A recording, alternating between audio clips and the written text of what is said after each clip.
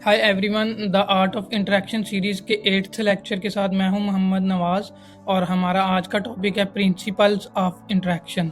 चलिए आज के इस लेक्चर को एक्सप्लोर कर लेते हैं। इंटरेक्शंस प्रिंसिपल बेसिकली एक फ्रेमवर्क की तरह होते हैं जो इंटरेक्शंस के डिफरेंट एस्पेक्ट को इंश्योर करते हैं, लाइक ये consistency, clarity, good decision making और बेटर प्रोडक्शन वगैरह के लिए यूज़ किए जाते हैं। तो यहाँ भी हमारे पास मेंशन है interactions principles act as framework ensure consistency, clarity and good decision making throughout the design process, ultimately leading to better products and user experience. Interactions principle की अगर बात की जाए तो ये हमारे पास 5 तरह के होते हैं: purposeful, guiding, consistent, reversible, real world match, smooth. चलिए इनको वन बाय वन डिटेल में देख लेते हैं। नंबर 1 पे हमारे पास है प्रपोजफुल और एमफुल। प्रपोजफुल और एमफुल इंटरेक्शन प्रिंसिपल बेसिकली इस चीज़ को इंश्योर कर रहा होता है कि आपकी कोई भी इंटरेक्शन है जो आप बनाने जा रहे हैं या जिसको आप डिज़ाइन करने जा रहे हैं उसका कोई ना कोई मकसद हो। Every interaction should have aim और serve as purpose so it confirm an action and user perceive something from it.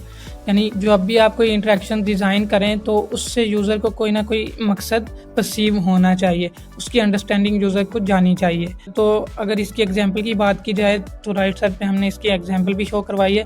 Drag and drop from this user perceive me have to upload a file. तो इस वाली interaction से user को इस चीज़ का idea हो रहा है कि यहाँ पे उसने एक फ़ाइल को अपलोड करना है। सेकेंडली वी हैव गाइडिंग और अफोर्डेंस। गाइडिंग और अफोर्डेंस इंटरेक्शन प्रिंसिपल बेसिकली इस चीज़ को इंश्योर करता है कि आप जो भी इंटरेक्शन डिज़ाइन करें वो यूज़र को किसी ना किसी फीचर या फंक्शंस की तरफ गाइड कर रहा हो या उसके स्टेप्स की तरफ गाइड कर रहा हो कि उसने वो एक्शन कैसे परफॉर्म करना है। तो चलिए यहाँ देख लेते हैं कि क्या चीज़ हमारे पास मेंशन है। Your design interactions should be guiding and should suggest their functionality so user understand what type of action he or she has to taken. For example, such as a button but with UX writing and button that look clickable. तो right side पे अगर हम देखें तो हमारे पास एक interaction है जिसमें नीचे हमारे पास एक बटन है स्टार्ट चैट। तो स्टार्ट चैट का बटन ही बेसिकली UX राइटिंग की बेस पे यूज़र को गाइड कर रहा है कि आपने यहाँ पे क्लिक करने के बाद कोई चैट का जो फीचर है उसको आप स्टार्ट कर सकते हैं। For the third interaction principle we have consistent interaction principle basically इस चीज़ को इंश्योर करता है कि आपकी interaction throughout the design consistent रहनी चाहिए। तो चलिए यहाँ भी देख लेते हैं कि हमारे पास क्या चीज़ मेंशन है। Your interactions should ensure consistency throughout the design process, ultimately leading to better production. यानी अगर आपकी इंटरेक्शन कंसिस्टेंट है थ्रू आउट द डिज़ाइन तो ये आपके डिज़ाइन को बेटर प्रोडक्शन की तरफ ले जाती है। इसके एग्जाम्पल की अगर बात की जाए तो हमारे पास है a primary buttons shape and functionality should remain same in an app.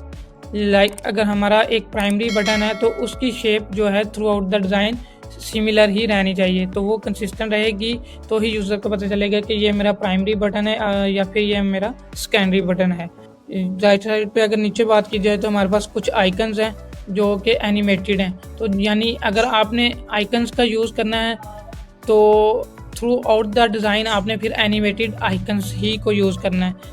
तो ये प्रिंसिपल इस चीज़ को ही इंश्योर करता है कि आपने जो भी चीज़ इन स्टार्ट जैसे यूज़ की है या जैसे डिज़ाइन की है उसको थ्रू आउट द डिज़ाइन फिर आपने वैसे ही लेके चलना है। Fourth one interaction principle we have that is reversible. Reversible interaction principle basically इस चीज़ को इंश्योर करता है कि आपकी इंटरेक्शन रिवर्सेबल होनी चाहिए, उसको अनडू किया जा सके और उसमें इमरजेंसी एग्जिट फीचर अवेलेबल होना चाहिए। चलिए देख लेते हैं कि यहाँ पे हमारे पास क्या चीज़ मेंशन है।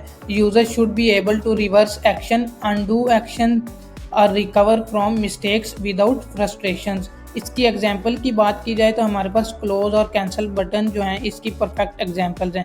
राइट साइड पे अगर आप लोग देखें तो हमारे पास एक इंटरेक्शन है जिसमें टॉप पे क्लोज आइकन गिवन है जिसको क्लोज करके यूज़र इस इंटरेक्शन से एग्जिट कर सकता है, और अगर इसमें नीचे देखा जाए तो हमारे पास सबमिट बटन के साथ ही एक कैंसिल का बटन भी गिवन है जो इस चीज़ को इंश्योर करवा रहा है कि इस बटन को प्रेस करने से इस इंटरेक्शन को रिवर्स किया जा सकता है, यानी इससे हम एग्जिट कर सकते हैं।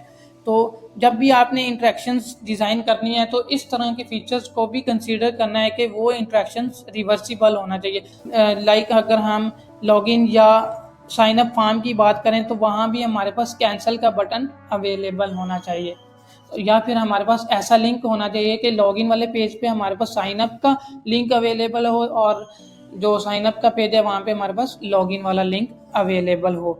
तो ये चीज़ भी हमारे पास रिवर्सिबल एक्शंस में आ जाती है। फिफ्थ इंटरेक्शन प्रिंसिपल की बात करें तो we have real world match. Real world match interaction principle basically इस चीज़ को इंश्योर करता है कि आपका जो डिज़ाइन है वो मिमिक और रियल वर्ल्ड बिहेवियर के अकॉर्डिंग होना चाहिए। देख लेते हैं कि हमारे पास यहाँ पे क्या चीज़ मेंशन है, interactions should mimic real world behaviour, यानी वो रियल वर्ल्ड बिहेवियर की नकल कर रहा हो, तो उसी तरह की चीज़ें परफॉर्म कर रहा हो, रियल वर्ल्ड से रिलेटेड चीज़ों को परफॉर्म कर रहा हो या शो करवा रहा हो। तो इसकी एग्जांपल की अगर बात की कर लें तो हमारे पास है सच एज ह्यूमन लैंग्वेज। जब भी आपने कोई इंटरेक्शन डिज़ाइन करनी है तो उसके लिए आपने ह्यूमन लैंग्वेज को यूज़ करना है और उसमें ईजी वोकेबलरी को यूज़ करना है और टेक्निकल टर्म्स वगैरह को आपने इतना यूज़ नहीं करना। तो जितना भी पॉसिबल हो सके ईजी टू रीड और ईजी टू अंडरस्टैंड वोकेबलरी आपने यूज़ करनी है। तो ये चीज़ हमारे पास रियल वर्ल्ड मैच में आ जाती है। आगे देखें तो हमारे पास है इन एन एनिमेशन ईजिंग इन और ईजिंग आउट जो फीचर्स होता है वो भी बेसिकली ये रियल वर्ल्ड मैच ही को शो कर रहा होता है। राइट साइड पे अगर आप लोग देखें तो हमारे पास ईज इन और ईज आउट का फीचर गिवन है। तो ईज इन और ईज आउट बेसिकली क्या चीज़ होती है कि ईज इन में ये होता है कि जब भी हम कोई एनिमेशन को देखें या कोई मोशंस को देखें तो इन स्टार्ट वो क्या होती है कि वो स्टार्ट में स्लो होती है, फिर ग्रेजुअली वो बढ़ना शुरू करती है और आहिस्ता आहिस्ता अपनी स्पीड पकड़ लेती है। तो ईज आउट में भी ऐसे ही होता है कि इन स्टार्ट कोई चीज़ अगर तेज़ी से चल रही है तो वो जब रुकना चाहती है तो आहिस्ता आहिस्ता आहिस्ता ग्रेजुअली वो रुकती है। तो ये ईज इन और ईज आउट का बेसिकली कंसेप्ट है। तो ये बेसिकली नेचर से अडॉप्ट किया गया है और रियल वर्ल्ड मैच से मैच करता है। तो जब भी आपने कोई इंटरेक्शन या मोशन डिज़ाइन करनी है तो आपने भी इस चीज़ को कंसीडर करना है कि आपकी वो इंटरेक्शन रियल वर्ल्ड के साथ मैच करे। और यहाँ पे एक और बात भी मेंशन है, apps button shouldn't be like gaming button style. तो ये भी एक रियल वर्ल्ड मैच एग्जांपल है। तो जब भी आप कोई मोबाइल एप्लीकेशन या वेब एप्लीकेशन एंटरप्राइज लेवल की डिज़ाइन कर रहे होते हैं तो आपने इस चीज़ को कंसीडर करना है कि वहाँ पे जो बटन स्टाइल्स हैं वो आपने सिंपल रखने हैं, रादर देन कि जब आप कोई गेमिंग एप्लीकेशन डिज़ाइन करते हैं या कोई गेम डिज़ाइन करते हैं तो उसमें आपके बटन के स्टाइल डिफरेंट टाइप के होते हैं। Next we have smooth and efficient interactions principle which is our sixth interactions principle. इस इंटरेक्शन प्रिंसिपल की बात की जाए तो ये बेसिकली इस चीज़ को इंश्योर करता है कि आपकी जो इंटरेक्शंस हैं वो बेसिकली स्मूथ होनी चाहिए और एफिशिएंट होनी चाहिए।